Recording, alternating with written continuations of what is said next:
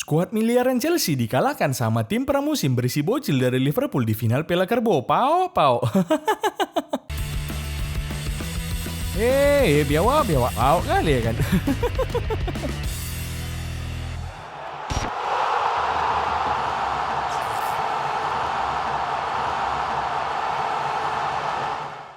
Oke kawan-kawan, hari ini aku mau cerita sedikit lah tentang final Piala Karbo yang udah main kemarin itu. Tapi sebelum kesana, karena memang itu puncak komedinya, kita bahas dulu match Liga Inggris yang lain. Di mana ada Arsenal yang jumpa sama Newcastle. Dan lagi-lagi membantai orang ini wak geng. Udah ku bilang, gak usah dulu dilawani Arsenal sekarang. Lagi ganas-ganasnya orang ini. Di Liga Inggris, kalau di Liga Champions ganas juga. Gagal menetas tapinya. Di match ini Arsenal nyetak 4 gol lewat gol bunuh diri Sven Botman. Habis itu Kai Havertz makin rajin aja si Havertz ini nyetak gol ya kan. Udah berapa sih golnya? Coba kita bandingkan dulu sama Rashford. Iya. Mudryk. Iya.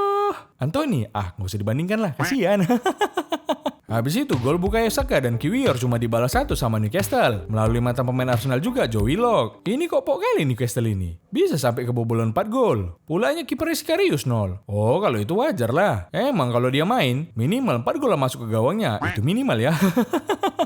Nah di match berikutnya. Akrabeto sini dulu. Apa 0? Bacakan berita MU dulu Wak. English Premier League. Manchester United.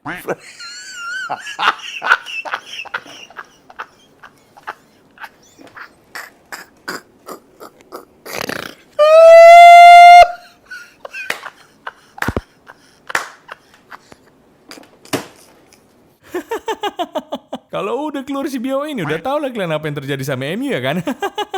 Yakin kali aku kalian udah tahu. Tapi ada yang aku yakin kalian belum tahu. Apa itu 0? Aku yakin kalian belum tahu kalau aku sekarang lagi nyari orang yang gila bola, lucu, dan tentunya bisa nulis skrip konten bacot lucu-lucu soal sepak bola macam konten-konten di Suara Cinol. Yang nantinya orang ini bakalan kerja bareng aku buat bikin konten di Suara Cinol. Tujuannya ya biar kita makin sering upload dengan konten-konten yang lebih seru dan lucu lagi ke depannya. Kriteria khususnya paling kayak gini aja nya, gampang, simple. Terus untuk syarat dan cara mendaftarnya, kalian bisa scan barcode ini atau kalian bisa klik link di deskripsi buat dapatin info lebih lengkapnya. Lowongan ini bakalan dibuka sampai akhir Maret 2024 atau sampai aku pengen nutup lowongan ini lah.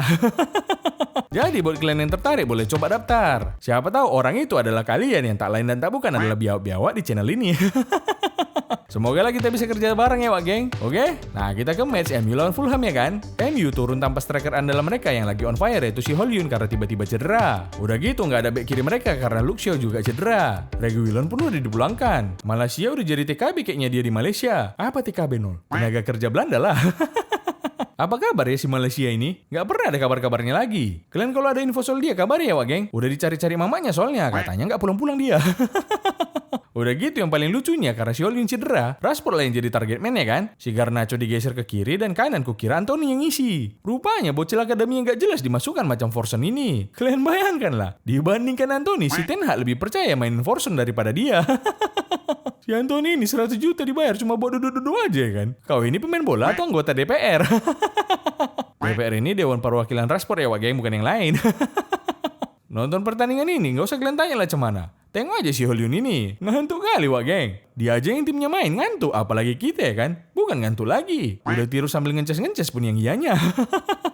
Gol baru tercipta di menit 65 lewat Basi. Tapi habis itu menit 89 fans MU bersorak karena Lord Maguire bisa menyelamatkan MU dari kekalahan. Wow, langsunglah fans MU bilang makanya biasakan nonton MU sampai habis. Siap, kita tonton sampai habis wak geng. Rupanya pas mau habis kebobolan lewat Iwobi di akhir masa injury time. Iwobi aja yang sepanjang pertandingan tak cemana-mana nendangnya bisa jadi penentu kemenangan. Astaga, bau kali lah MU ini. Memang betul lah harus dibiasakan nonton MU sampai habis. Soalnya pas sudah habis yang ada mereka yang dihabisi.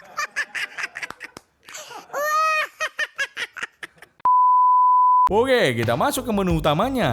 Liverpool versus Chelsea. Match ini memang menu utama. Tapi tahu kalian apa yang paling utama? Yang paling utama adalah jersey bertanda tangan asli Jesse Lingard ini yang sampai sekarang belum keluar-keluar dari lemariku. Karena ini baru kita keluarkan kalau kita udah nyampe 1 juta subscriber. Kalau mau nunggu sampai 14 juta subscriber ya udah kelamaan lah Pak geng. Jadi kalau kalian mau jersey ini, pencet kalian lu subscribe itu. Kalau nggak kalian pencet, kapan kebaginya kayak gini ya kan? Cocok? Oke lah, kita balik ke menu utama video kita ini, yaitu final Piala Kerbo antara Chelsea melawan Liverpool. Dari starting line up aja udah bisa kita tengok. Chelsea main dengan skuad yang sama waktu mereka bisa ngimbangin Manchester City. Wih, kuat kali lah ya kan? Apalagi skuad ini juga beda dibandingkan waktu mereka dibantai sama Liverpool 4-1 kemarin. Ya meskipun perbedaannya nggak signifikan kali lah ya kan? Soalnya ini loh skuad terbaik Chelsea sebagai juru kunci papan tengah Liga Inggris. Nah, kalau kita tengok starting line up-nya, otomatis di atas kertas kelihatan lebih jago lah harusnya Chelsea. Karena kalau dibandingkan sama Liverpool, aduh, pemain intinya aja banyak kali yang nggak main. Macam si Salah, Szoboszlai, Alexander-Arnold, dan inti daripada inti Liverpool yaitu Darwin Núñez juga nggak main. Inti apa pula si Núñez ini, Nol? Inti dia loh, inti masalah Liverpool tapinya. Gawang Liverpool pun dijaga sama Kelleher. Agak juga aku nengoknya awalnya. Tapi dengan absennya si Alisson, cuma si Kelleher inilah harapan si Klopp. Soalnya yang satunya lagi nggak terharapkan itu. Level dia sama Karius 13-14 soalnya mirip-mirip. Tapi ternyata si Kelleher ini menjawab keraguan orang-orang dengan menepis tendangan Palmer yang mustahil kali nggak gol. Tapi asli setengah kedipan mata bisa ditepis dia. Gila kali ya. Antara jago atau hoki sih ini sebenarnya. Tapi tetap harus diakui lah, ini save yang keren kali. Habis itu Gravenberch harus ditarik keluar di menit 27 karena ditekel gila sama Caicedo. Wah, ini bukan pemain termahal Liga Inggris saja. Pemata kaki termahal Liga Inggris juga iya ini. Chelsea sempat nunggu lewat gol Sterling, tapi dia nulir karena offside. Beberapa peluang masih terjadi dan pertandingan berjalan cukup seru. Tapi babak pertama nggak ada gol yang tercipta. Jurgen Klopp di ruang ganti pun memotivasi anak-anaknya ya kan. Kita boleh punya skuad yang kurang pengalaman, tapi kalian nggak boleh kalah. Karena ini bisa jadi kado perpisahan kalian buat aku. Baik coach. Dan di ruang ganti Chelsea, Pochettino kurasa diam aja. Coach, kok diam coach? Apa ini strateginya biar kita bisa menang di babak kedua? Kayaknya kita harus pakai plan B sini. Plan B-nya apa coach? Plan B-nya ya berserah aja lah kita. Bagus pun taktikku kalau pemainnya PAOK semua, apa yang bisa aku buat?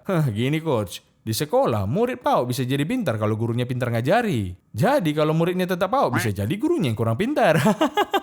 Nggak bisa gitulah. Muridnya lah yang PAOK kok nyalain gurunya. Ya bukan nyalain guru sih. Cuma tergantung gurunya juga coach. Kalau ada nih murid PAOK, tapi gurunya berusaha terus dia mencari cara biar muridnya bisa pintar. Baru ini guru yang bagus coach. Tapi kalau udah tahu muridnya PAOK, terus muridnya nanya, "Cemana Pak biar bisa pintar?" Datang gurunya malah berserah. Ya gurunya lah yang PAOK itu namanya.